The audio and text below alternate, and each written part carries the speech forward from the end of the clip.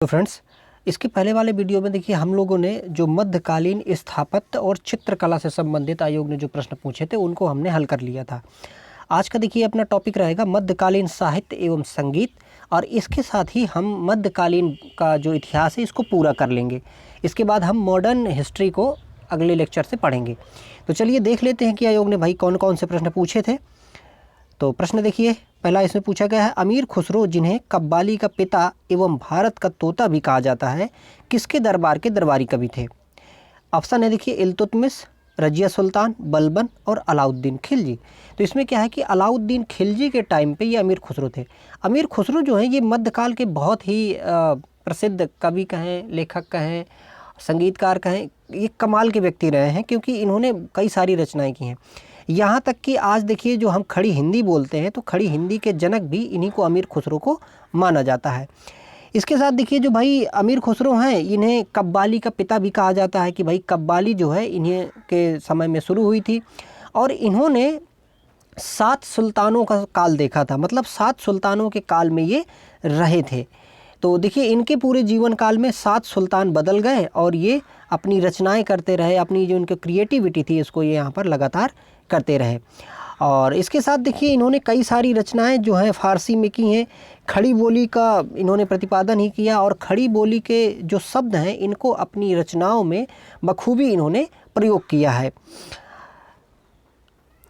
और ये देखिए शिष्य थे किसके? निजामुद्दीन औलिया के। तो कभी अगर ऐसा भी पूछे तो निजामुद्दीन औलिया के ये शिष्य थे, और ऐसा माना जाता है कि निजामुद्दीन औलिया की जैसे मृत्यु हुई थी तो उसके कुछ समय तुरंत बाद ही इनकी जो है मृत्यु हो जाती है। अगला देखिए प्रश्न पूछा गया था, निम्नलिखित में से कौन दिल्ली सल्तनत के इतिहास का लेखक नहीं था? तो दिल्ली सल्तनत के इतिहास का लेखक इनमें से कौन नहीं है? ऑप्शन देखिए अब्बास खान शेरवानी, अमीर खुसरो, जियाउद्दीन बरनी और मिनहाज उस सिराज। तो इनमें से जो अब्बास खान शेरवानी है ये सल्तनत काल के लेखक, इतिहास के लेखक नहीं है। बाकी यहाँ पर देखिए अमीर खुसरो, जियाउद्दीन बरनी और मिनहाज उस सिराज जो हैं ये यहाँ पर सल्तनत कालीन के काल के लेखक हैं। अब देखिए इसमें से हम इनकी जो रचनाएं हैं इनको थोड़ा सा देख लेते हैं।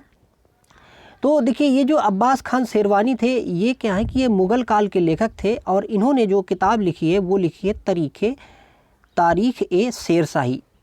इसमें से ये जो भी लेखक दिए गए हैं और इनकी जो रचनाएं दिए गए हैं ये बहुत ही महत्वपूर्ण होता है फ्रेंड्स, और ये सारे एग्जामों में पूछता भी है। आयोग जो अपना लोक सेवा आयोग है इसमें भी पूछता है, और अपने UPSSC में तो पूछेगा ही पूछेगा। और आगे जो ये पैटर्न ये बदल रहा है, आयोग काफ़ी टफ बना रहा है, ये लोक सेवा आयोग के तर्ज में जो प्रश्न ये बना रहा है तो ये हमें बहुत ही अच्छे से पढ़ना ही होगा, ठीक है।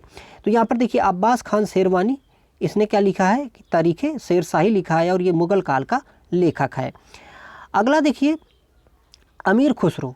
अमीर खुसरो जो है इसने कई सारी रचनाएं की हैं, उनमें से देखिए मिफ्ताह उल फुतूह, खजाइन उल फुतूह, आसिका, नूह ए सिपहर, तुगलकनामा व एजाज ए खुसरवी, तो ये रचनाएं की हैं। अब मैं आपसे ये कहूँगा फ्रेंड्स कि इसको या तो आप स्क्रीनशॉट कर लीजिए और या आप इसको नोट डाउन करके याद करिए बार बार, क्योंकि ये पूछेगा अगले एग्जामों में पूछेगा कि भाई निम्न में से अमीर खुसरो की रचना कौन सी नहीं है या कौन सी रचना है, ठीक है। जैसे उसने पूछा कि भाई आसिका किसकी रचना है, ठीक है, तो अमीर खुसरो की। खजाइन उल फुतूह किसकी रचना है, ये किसकी रचना नहीं है, तो ये आपको याद होना चाहिए। अगला देखिए मिनहाज उस सिराज। मिनहाज उस सिराज जो है इसने जो बुक लिखी है उसका नाम है तबकात ए नासरी। तबकात ए नासरी किताब जो है ये मिनहाज उस सिराज के द्वारा लिखी गई है, बहुत ज़रूरी है ये याद करना। और देखिए जियाउद्दीन बरनी। जियाउद्दीन बरनी जो है इसने कौन सी किताब लिखी है? इसने लिखी है देखिए यहाँ पर तारीख़ ए फ़िरोज़शाही के साथ साथ में इसने लिखी है यहाँ पर फतवा ए जहांदारी। तो ये किताब जो है इसने जियाउद्दीन बरनी ने यहाँ पर लिखी है। तो ये जो किताबें हैं और किताबों के जो लेखक हैं इनको आप यहाँ पर याद करके रखिएगा। अगला देखिए प्रश्न पूछा गया है, आईने अकबरी किसने लिखा है? तो आईने अकबरी जो है ये अबुल फजल ने लिखी है। जो देखिए आईने अकबरी अकबर काल से संबंधित है, तो इसने अबुल फजल ने दरअसल लिखा था अकबरनामा। तो अकबरनामा जो इसमें लिखा था तो अकबरनामा 3 जिल्द में था, मतलब 3 बाइंडिंग्स थी उसकी। तो उसमें से जो थर्ड वाली थी, थर्ड वाली का नाम था यहाँ पे आईने अकबरी, ठीक है। अगला देखिए गोस्वामी तुलसीदास द्वारा लिखे गए रामचरितमानस का सबसे लंबा कांड कौन सा है? तो देखिए जो रामचरितमानस है भाई, रामचरितमानस में 7 खंड है, तो 7 खंडों में से ये भाई ये कह रहा है कि कौन सा जो खंड है वो सबसे बड़ा है। ऑप्शन देखिए, बालकांड, अयोध्या कांड, उत्तरकांड और लंका कांड। तो इसमें से जो कांड है यानी कि खंड जो है कौन सा, बालकांड का जो है वो सबसे बड़ा है। और इसके साथ साथ अगर देखा जाए सबसे छोटा कौन सा है, तो सबसे छोटा है फ्रेंड्स किष्किंधा कांड। किष्किंधा कांड देखिए वही कांड है जब राम जो है सुग्रीव से मिलते हैं, तो वो वाला जो काल है, वो वाला जो टाइम है, उसको यहाँ पर किष्किंधा कांड के नाम से जानते हैं। और ये सबसे छोटा है, और बाल कांड जो है ये सबसे बड़ा है। अगला देखिए, निम्नलिखित में से कौन सुमेलित नहीं है? ऑप्शन देखिए यहाँ पर दिए गए हैं कि बाबरनामा। बाबरनामा किसके द्वारा लिखी गई है? बाबर के द्वारा, ये ठीक है। दूसरा देखिए, शाहजहाँनामा। शाहजहाँनामा जो है ये मोहम्मद ताहिर के द्वारा लिखी गई है, ठीक है। अब यहाँ पर दिया है सी ऑप्शन, हुमायूं नामा हुमायूं। तो हुमायूं नामा हुमायूं के द्वारा नहीं लिखी गई। हुमायूं नामा जो है ये गुलबदन बेगम के द्वारा लिखी गई है। गुलबदन बेगम जो थी वो बाबर की पुत्री और हुमायूं की बहन थी। इसने इस अकबर के कहने पे, अकबर ने इससे कहा था कि भाई आप किताब लिखो, तो अकबर के कहने पे इसने हुमायूं नामा को क्या किया था कि लिखा था। तो हुमायूं नामा गुलबदन बेगम के द्वारा यहाँ पर लिखा गया है। और हमसे यही पूछ रहा था कि भाई कौन सा सुमेलित नहीं है, तो ये सी ऑप्शन यहाँ पर सुमेलित नहीं था। अगला देखिए, तुजुक ए जहांगीरी। तुजुक ए जहांगीरी है, ये जहांगीर के द्वारा लिखी गई है, ठीक है।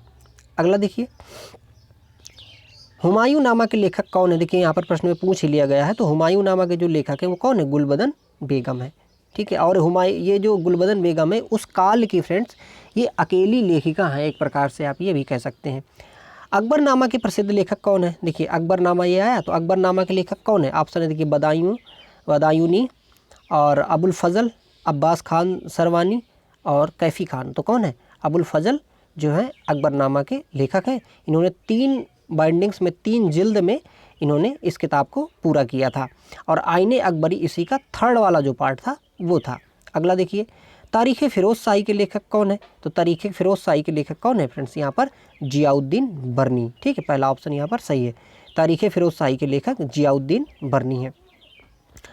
अगला देखिए, अकबर ने अपने दरबारी संगीतज्ञ के रूप में किसे नियुक्त किया था? तो अकबर संगीत का बहुत शौकीन था। इसने अपने काल में कम से कम 36 श्रेष्ठ गायकों को रखा था अपने दरबार में।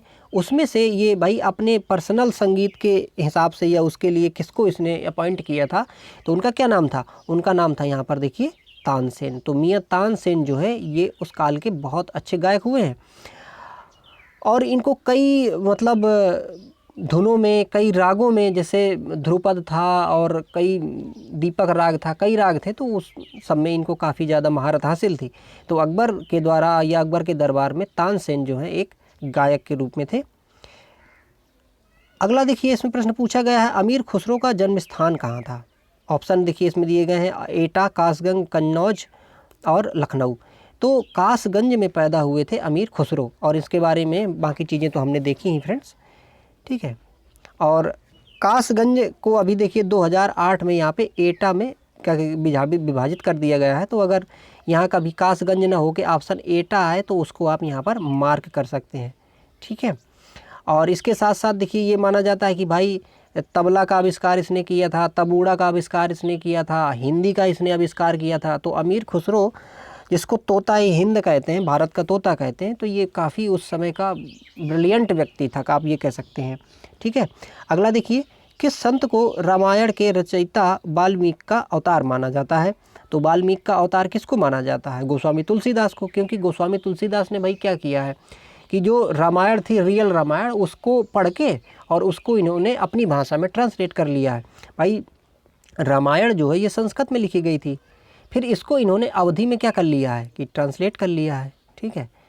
तो इस प्रकार से, और उसकी जो चीज़ें काफ़ी ज़्यादा चीज़ें कुछ छोड़ दी हैं और जो अपने हिसाब से इन्होंने डिस्क्रिप्शन दिया है उसको इन्होंने जोड़ दिया है। तो गोस्वामी तुलसीदास ने रामचरितमानस की रचना की है। लेकिन रामायण की अगर बात करते हैं तो वो वाल्मीकि थे, ठीक है।